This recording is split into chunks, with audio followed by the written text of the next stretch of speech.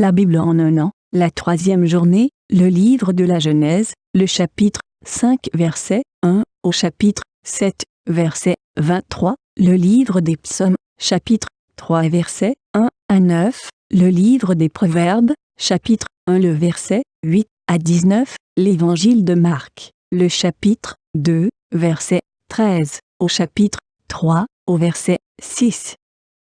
Genèse, chapitre 5. Voici le livre de la postérité d'Adam. Lorsque Dieu créa l'homme, il le fit à la ressemblance de Dieu. Il créa l'homme et la femme, il les bénit et il les appela du nom d'homme lorsqu'ils furent créés. Adam, âgé de 130 ans, engendra un fils à sa ressemblance, selon son image, et il lui donna le nom de Seth. Les jours d'Adam, après la naissance de Seth, furent de 800 ans, et il engendra des fils et des filles.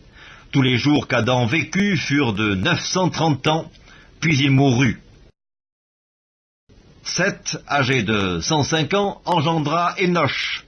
Seth vécut, après la naissance d'Énoch, 807 ans, et il engendra des fils et des filles. Tous les jours de Seth furent de 912 ans, puis il mourut.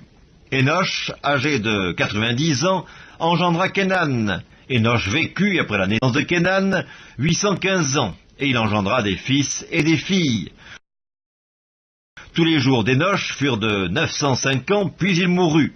Kénan, âgé de 70 ans, engendra Mahalaleel. Kénan vécut, après la naissance de Mahalaleel, 840 ans, et il engendra des fils et des filles. Tous les jours de Kénan furent de 910 ans, puis il mourut. Mahalaleel, âgé de 65 ans, engendra Jéred. Mahalaleel vécut, après la naissance de Jéred, 830 ans, et il engendra des fils et des filles. Tous les jours de Mahalaleel furent de 895 ans, puis il mourut. Jéred, âgé de 162 ans, engendra Enoch. Jéred vécut, après la naissance d'Enoch, 800 ans, et il engendra des fils et des filles. Tous les jours de Jéred furent de 962 ans, puis il mourut. Enoch, âgé de 65 ans, engendra Méthusélah. Enoch, après la naissance de Méthusélah, marcha avec Dieu 300 ans. Il engendra des fils et des filles. Tous les jours d'Enoch furent de 365 ans. Enoch marcha avec Dieu, puis il ne fut plus, parce que Dieu le prit. Méthusélah, âgé de 187 ans, engendra Lémec. Méthusélah vécut, après la naissance de Lémec, 782 ans. Il engendra des fils et des filles. Tous les jours de Méthusélah furent de 969 ans, puis il mourut. Lémec, âgé de 182 ans, engendra un fils. Il lui donna le nom de Noé, en disant « Celui-ci nous consolera de nos fatigues et du travail pénible de nos mains, provenant de cette terre que l'Éternel a maudite. » Lémec vécut, après la naissance de Noé, 595 ans, et il engendra des fils et des filles. Tous les jours de Lémec furent de 777 ans, puis il mourut. Noé, âgé de 500 ans, engendra Sem, Cam et Japheth. Genèse, chapitre 6. Lorsque les hommes eurent commencé à se multiplier sur la face de la terre, et que des filles leur furent nées, les fils de Dieu virent que les filles des hommes étaient belles, et ils en prirent pour femmes parmi toutes celles qu'ils choisirent. Alors l'Éternel dit, « Mon esprit ne restera pas à toujours dans l'homme, car l'homme n'est que chair, et ses jours seront de 120 ans. » Les géants étaient sur la terre en ces temps-là, après que les fils de Dieu furent venus vers les filles des hommes, et qu'elles leur eurent donné des enfants. Ce sont ces héros qui furent fameux dans l'Antiquité. L'Éternel vit que la méchanceté des hommes était grande sur la terre, et que toutes les pensées de leur cœur se portaient chaque jour uniquement vers le mal. L'Éternel se repentit d'avoir fait l'homme sur la terre, et il fut affligé en son cœur. Et l'Éternel dit, « J'exterminerai de la face de la terre l'homme que j'ai créé, depuis l'homme jusqu'au bétail, aux reptiles et aux oiseaux du ciel, car je me repens de les avoir faits. » Mais Noé trouva grâce aux yeux de l'Éternel. Voici la postérité de Noé. Noé était un homme juste et intègre dans son temps.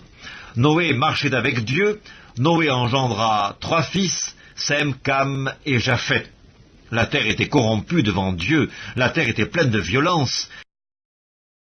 Dieu regarda la terre, et voici, elle était corrompue, car toute chair avait corrompu sa voie sur la terre. Alors Dieu dit à Noé, « La fin de toute chair est arrêtée par devers moi, car ils ont rempli la terre de violence. Voici, je vais les détruire avec la terre. Fais-toi une arche de bois de gopher, tu disposeras cette arche en cellules, et tu l'enduiras de poids en dedans et en dehors. Voici comment tu la feras. L'arche aura 300 coudées de longueur, 50 coudées de largeur et 30 coudées de hauteur.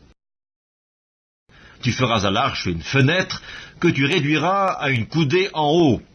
Tu établiras une porte sur le côté de l'arche, et tu construiras un étage inférieur, un second et un troisième. Et moi, je vais faire venir le déluge d'eau sur la terre pour détruire toute chair ayant souffle de vie sous le ciel. Tout ce qui est sur la terre périra. Mais j'établis mon alliance avec toi. Tu entreras dans l'arche, toi et tes fils, ta femme et les femmes de tes fils avec toi. De tout ce qui vit, de toute chair, tu feras entrer dans l'arche 2 de chaque espèce, pour les conserver en vie avec toi.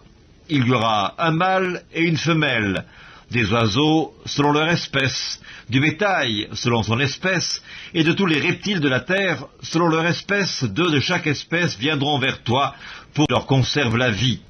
Et toi, prends de tous les aliments que l'on mange, et fais-en une provision auprès de toi, afin qu'ils te servent de nourriture, ainsi qu'à eux. C'est ce que fit Noé, il exécuta tout ce que Dieu lui avait ordonné. Genèse, chapitre 7. L'Éternel dit à Noé, « Entre dans l'arche, toi et toute ta maison, car je t'ai vu juste devant moi parmi cette génération.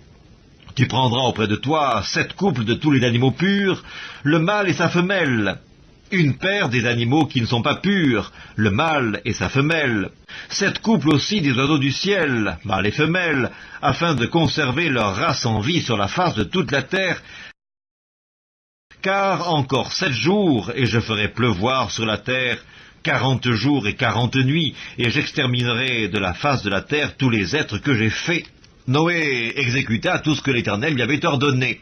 Noé avait 600 ans lorsque le déluge d'eau fut sur la terre, et Noé entra dans l'arche avec ses fils, sa femme et les femmes de ses fils, pour échapper aux eaux du déluge.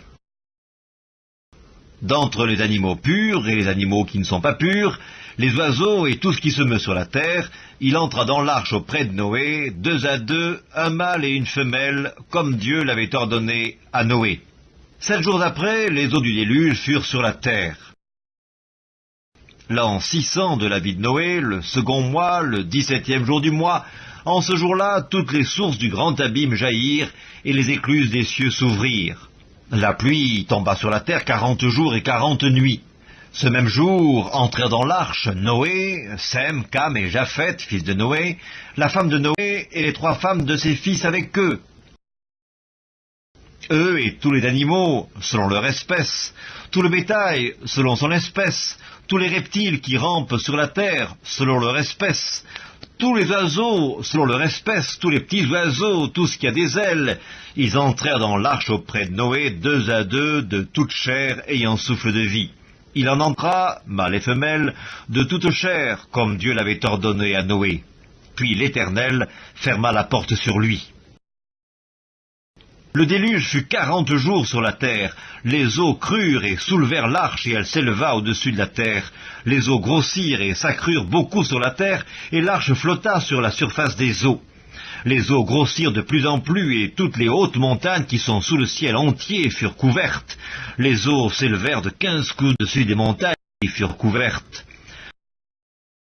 Tout ce qui se mouvait sur la terre périt, tant les oiseaux que le bétail et les animaux, tout ce qui rampait sur la terre et tous les hommes, tout ce qui avait respiration, souffle de vie dans ses narines, et qui était sur la terre sèche, mourut. Tous les êtres qui étaient sur la face de la terre furent exterminés, depuis l'homme jusqu'au bétail, aux reptiles et aux oiseaux du ciel, ils furent exterminés de la terre. Il ne resta que Noé et ce qui était avec lui dans l'arche. Psaume 3. Psaume de David, à l'occasion de sa fuite devant Absalom, son fils. Ô Éternel, que mes ennemis sont nombreux, quelle multitude se lève contre moi. Combien qui disent à mon sujet, plus de salut pour lui auprès de Dieu. Mais toi, ô Éternel, tu es mon bouclier, tu es ma gloire, et tu relèves ma tête. De ma voix, je crie à l'Éternel, et il me répond de sa montagne sainte. Je me couche et je m'endors. Je me réveille, car l'Éternel est mon soutien. Je ne crains pas les myriades de peuples qui m'assiègent de toutes parts. Lève-toi, Éternel, sauve-moi, mon Dieu, car tu frappes à la joue tous mes ennemis, tu brises les dents des méchants. Le salut est auprès de l'Éternel, que ta bénédiction soit sur ton peuple. Livre des Proverbes, chapitre 1er. Écoute, mon fils, l'instruction de ton père, et ne rejette pas l'enseignement de ta mère, car c'est une couronne de grâce pour ta tête et une parure pour ton cou. Mon fils, si des pécheurs veulent te séduire, ne te laisse pas gagner. S'ils disent « Viens avec nous, dressons des embûches, versons du sang, tendons des pièges à celui qui se repose en vain sur son innocence.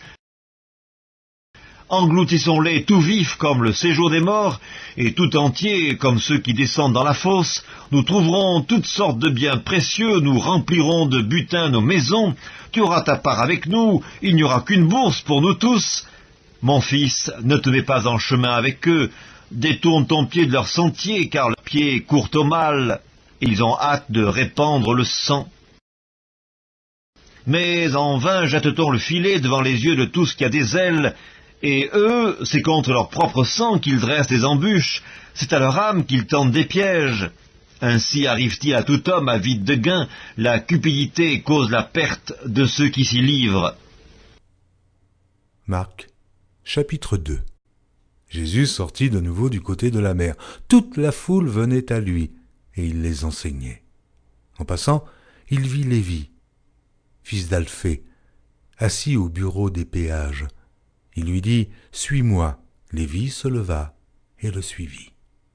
Comme Jésus était à table dans la maison de Lévi, beaucoup de publicains et de gens de mauvaise vie se mirent aussi à table avec lui et avec ses disciples, car ils étaient nombreux et l'avaient suivi. Les scribes et les pharisiens, le voyant manger avec les publicains et les gens de mauvaise vie, dirent à ses disciples « Pourquoi mange-t-il et boit-il avec les publicains et les gens de mauvaise vie ?» Ce que Jésus ayant entendu, il leur dit « Ce ne sont pas ceux qui se portent bien qui ont besoin de médecins, mais les malades. Je ne suis pas venu appeler des justes, mais des pécheurs. » Les disciples de Jean et les pharisiens jeûnaient. Ils vinrent dire à Jésus « Pourquoi les disciples de Jean et ceux des pharisiens jeûnent-ils, tandis que tes disciples ne jeûnent point ?» Jésus leur répondit « Les amis de l'époux peuvent-ils jeûner pendant que l'époux est avec eux? Aussi longtemps qu'ils ont avec eux l'époux, ils ne peuvent jeûner.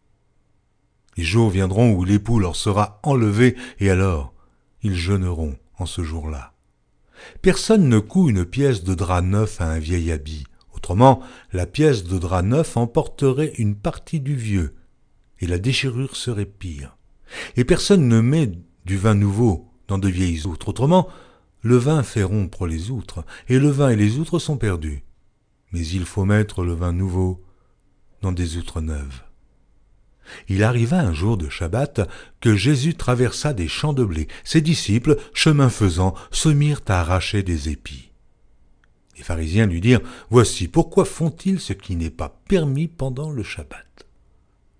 Jésus leur répondit « N'avez-vous jamais lu ce que fit David lorsqu'il fut dans la nécessité et qu'il eut faim, lui et ceux qui étaient avec lui? Comment il entra dans la maison de Dieu du temps du souverain sacrificateur Abiatar et mangea les pains de proposition qu'il n'est permis qu'aux sacrificateurs de manger, et en donna même à ceux qui étaient avec lui. » Puis il leur dit « Le Shabbat a été fait pour l'homme, et non l'homme pour le Shabbat, de sorte que le Fils de l'homme est maître même du Shabbat. » Marc, chapitre 3.